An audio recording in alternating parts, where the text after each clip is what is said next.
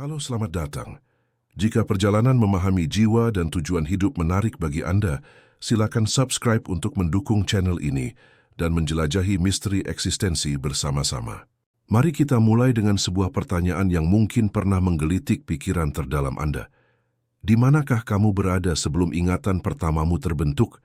Sebelum napas pertama mengisi paru-paru, sebelum matamu melihat dunia, apakah inti keberadaanmu, jiwamu, sudah ada di suatu tempat? Saya Carl Jung, dan selama puluhan tahun, saya telah menyelami lorong-lorong gelap dan terang dari pikiran manusia. Saya berdialog dengan archetype yang hidup di kedalaman setiap jiwa. Dan dari pengamatan ini, sebuah pemahaman muncul yang ternyata selaras dengan kebenaran yang tertulis dalam kitab suci selama ribuan tahun. Jiwa Anda tidak mulai ketika Anda lahir. Dalam surat Efesus tertulis, "Sebelum dunia dijadikan, Ia telah memilih kita di dalam Kristus." Renungkan frasa itu. Sebelum dunia dijadikan. Bukan setelah kelahiranmu, bukan saat orang tuamu bertemu. Bahkan sebelum waktu itu sendiri ada, sebelum bintang-bintang pertama menyala, engkau sudah ada dalam pikiran ilahi. Sebagai seorang psikolog, saya harus menjelaskan dengan hati-hati. Kita tidak berbicara tentang entitas jiwa yang sadar, mengambang di suatu surga literal menunggu giliran untuk dilahirkan. Itu akan menyederhanakan misteri yang dalam menjadi fantasi belaka, yang kita jelajahi jauh lebih kompleks dan menakjubkan. Kita membahas arketip sang diri, totalitas psikis yang menjadi pusat pengatur, melampaui ego, dan terhubung langsung dengan apa yang dalam tradisi agama disebut sebagai Tuhan. Dalam karya saya dengan banyak pasien, saya melihat ada sebuah pola primordial, sebuah cetak biru arketipal, yang sudah ada sebelum kesadaran individu seseorang terbangun. Pola ini bukan hasil pembelajaran atau pengalaman. Ia sudah ada di sana dari awal, terkode dalam apa yang saya sebut ketidaksadaran kolektif, lapisan psikis terdalam yang kita bagi sebagai manusia melampaui budaya dan zaman. Jadi, di manakah jiwamu sebelum kelahiran? Ia ada sebagai potensi murni, sebagai benih keunikanmu dalam kesadaran kosmis yang tak terbatas. Ia dikenal dan dikandung dalam pikiran yang ilahi, menunggu momennya untuk mewujud dalam ruang dan waktu. Ini bukan kenangan yang terlupakan, melainkan fakta eksistensial yang mendasari siapa dirimu. Jika begitu, bagaimana jejak dari keberadaan awal ini terungkap dalam hidup kita? Seringkali ia bercahaya melalui bahasa simbol dan mimpi, jendela menuju alam bawah sadar. Kitab Mazmur dengan indah menyatakan, "Engkaulah yang membentuk buah pinggangku, menenun aku dalam kandungan ibuku, matamu melihat selagi aku bakal anak, dan dalam kitabmu semuanya tertulis." Ini bukan sekadar puisi. Dari sudut pandang psikologi yang dalam, ini menggambarkan kebenaran bahwa pola utuh diri kita telah tertulis sebelum kita mengambil bentuk fisik. Dalam pekerjaan klinis saya berulang kali menemukan bukti akan hal ini. Ada pasien yang, dalam momen perenungan atau mimpi yang intens, menjumpai gambaran dan simbol yang sepertinya bukan berasal dari pengalaman hidupnya sendiri. Ada anak kecil yang menggambar mandala sempurna tanpa pernah melihat contohnya sebelumnya. Fenomena ini bukan kebetulan. Ini adalah pertanda bahwa jiwa manusia terhubung dengan sesuatu yang lebih luas dan lebih kuno, sebuah bank kebijaksanaan dan pola universal yang kita sebut ketidaksadaran kolektif. Dalam diri setiap kita, terdapat citra keilahian atau imago Dei, sebuah cetakan arketipal dari sang ilahi sendiri. Inilah mengapa kita memiliki kapasitas bawaan untuk mencari yang transenden, untuk merasakan keagungan, dan untuk memahami konsep seperti pengorbanan, cinta tanpa syarat, atau pahlawan. Pola-pola ini bukan kita pelajari, mereka sudah terpatri sebagai potensi dalam jiwa kita. Jadi sebelum kelahiran, jiwa Anda bukanlah selembar kertas kosong. Ia lebih mirip benih yang sudah berisi cetak biru lengkap pohon yang akan menjadi dirimu, lengkap dengan jenis akar, bentuk daun, dan potensi bunga yang akan mekar. Potensi itu membutuhkan tanah, matahari, dan hujan dari pengalaman hidup untuk bertumbuh. Tetapi polanya sudah ada di sana sejak awal. Proses menjadi diri sendiri yang seutuhnya, yang saya sebut individuasi, pada dasarnya adalah perjalanan untuk menyelaraskan kehidupan sadar kita dengan cetak biru arketipal yang sudah ada ini. Kita tidak menciptakan diri dari nol. Kita mengungkapkan dan mewujudkan pola yang sudah ada dalam jiwa kita sejak dalam pikiran Sang Pencipta. Lalu, kapan benih potensi abadi ini benar-benar menjadi aku yang hidup dan unik? Kapankah transisi dari keabadian menuju kehidupan personal terjadi? Inilah momen yang paling sakral dan penuh misteri, saat pembuahan. Ketika dua set kehidupan bertemu dan menciptakan kode genetik baru yang belum pernah ada dan tak akan terulang, sebuah peristiwa luar biasa terjadi. Dalam sudut pandang spiritual, inilah saat jiwa dihembuskan, saat pola arketipal itu mendapatkan wahana jasmaninya, mulai bergetar dalam dimensi ruang dan waktu. Kitab Kejadian menggambarkan ini dengan kata-kata yang penuh kuasa.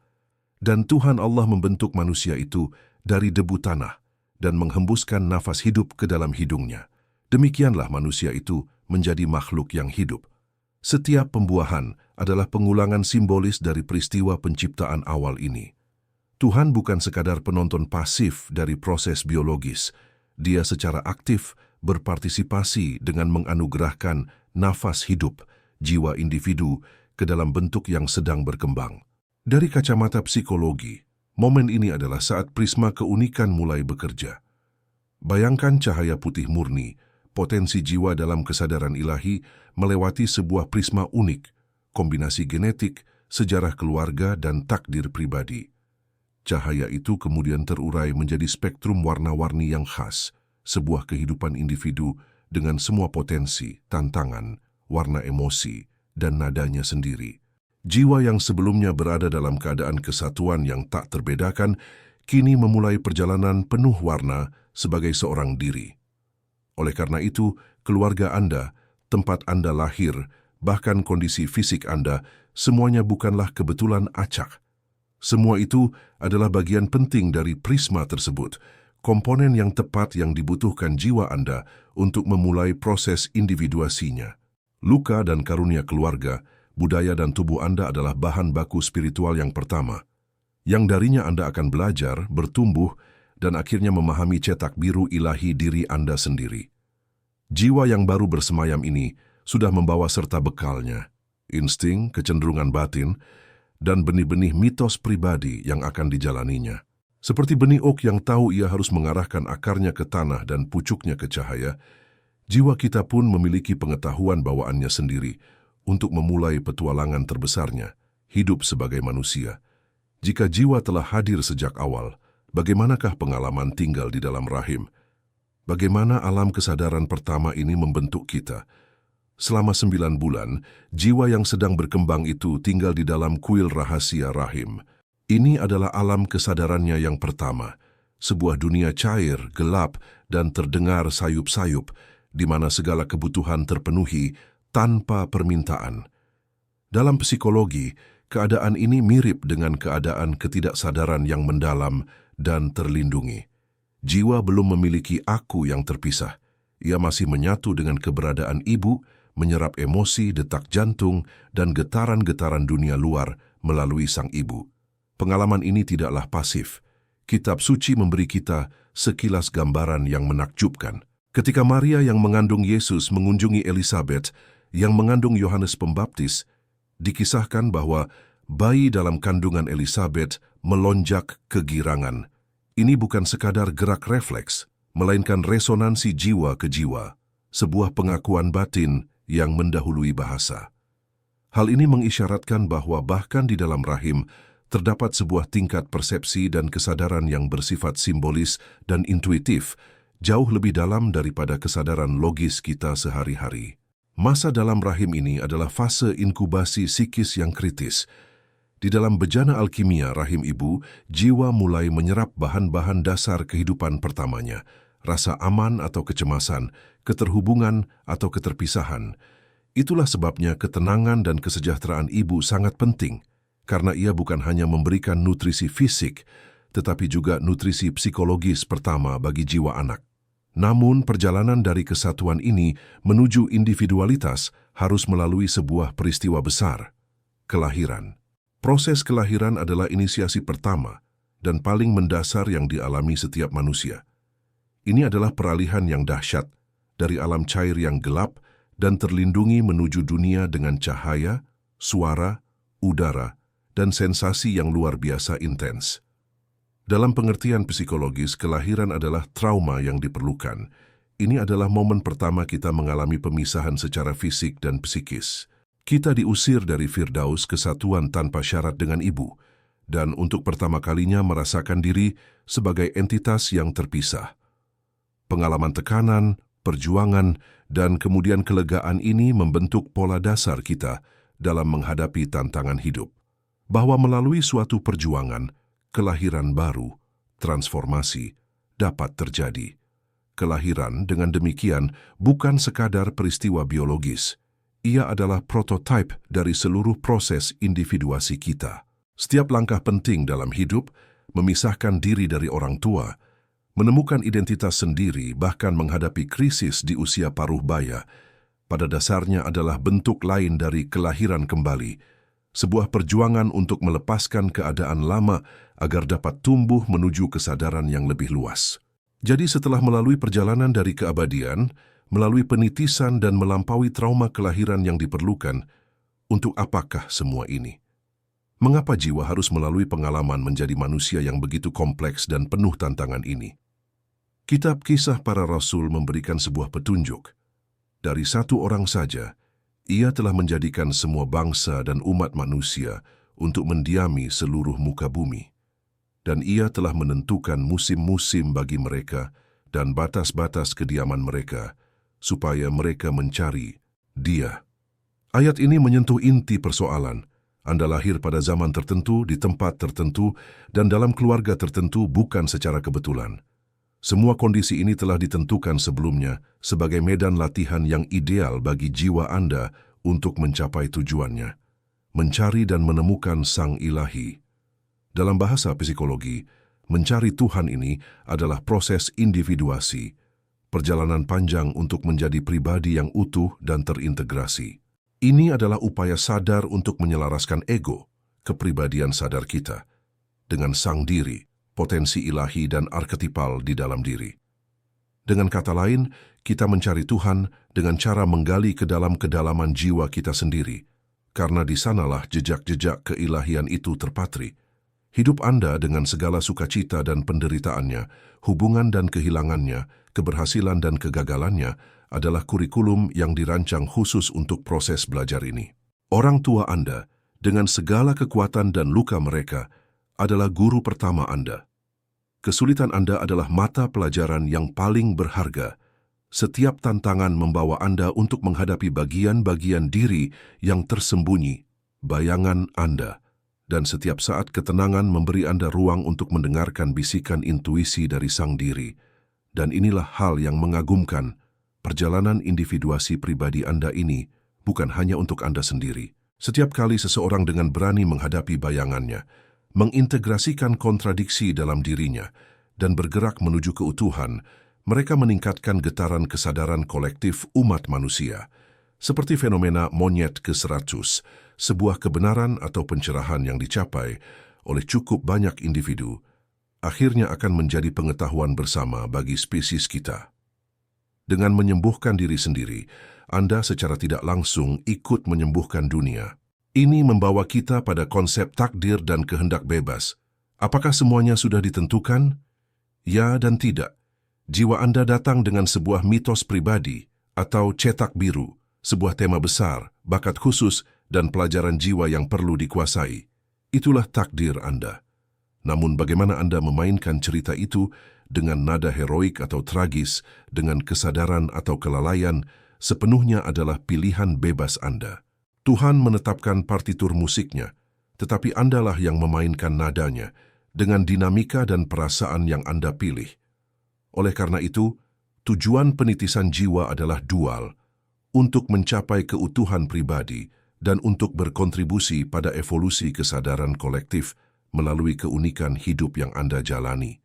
Setiap langkah sadar yang Anda ambil dalam pengenalan diri bukan hanya memenuhi panggilan jiwa Anda, tetapi juga menjadi hadiah bagi seluruh umat manusia. Lalu bagaimana perjalanan agung ini berakhir? Jika individuasi adalah tujuannya, seperti apakah garis finishnya?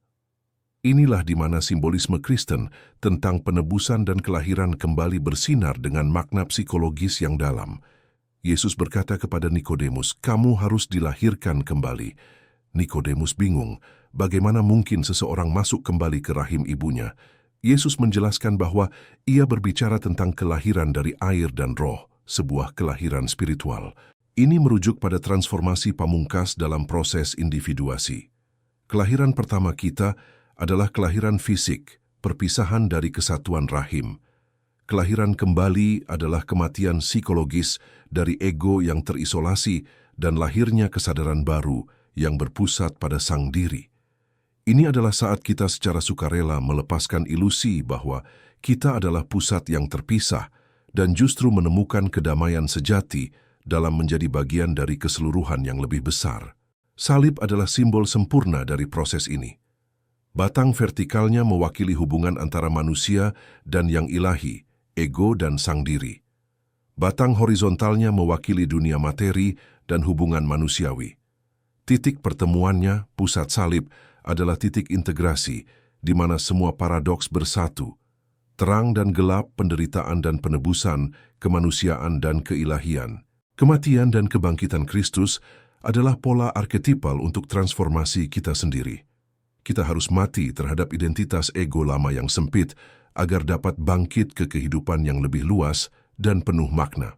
Dosa asal, dalam pandangan ini, bukanlah noda moral melainkan kondisi pemisahan yang melekat pada kesadaran diri.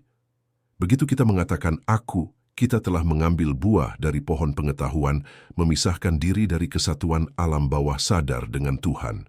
Dosa adalah melenceng dari sasaran, hidup tidak selaras dengan sang diri. Proses individuasi dan penebusan adalah perjalanan panjang untuk kembali ke keselarasan itu, tetapi kali ini secara sadar dan atas pilihan sendiri. Jadi, di manakah jiwa Anda sebelum kelahiran? Ia berada dalam kesatuan yang manis dengan sang sumber.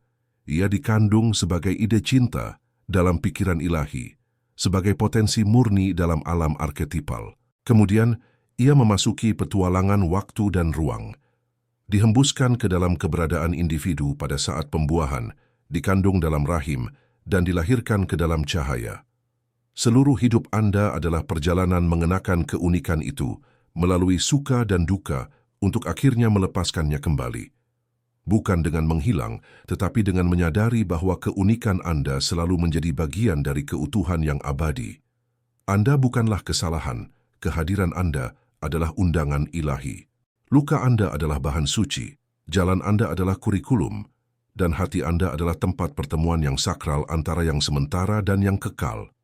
Dengan hidup secara sadar, Anda tidak hanya menemukan jiwa Anda menggenapi alasan mengapa jiwa itu mencari sebuah dunia sejak awal.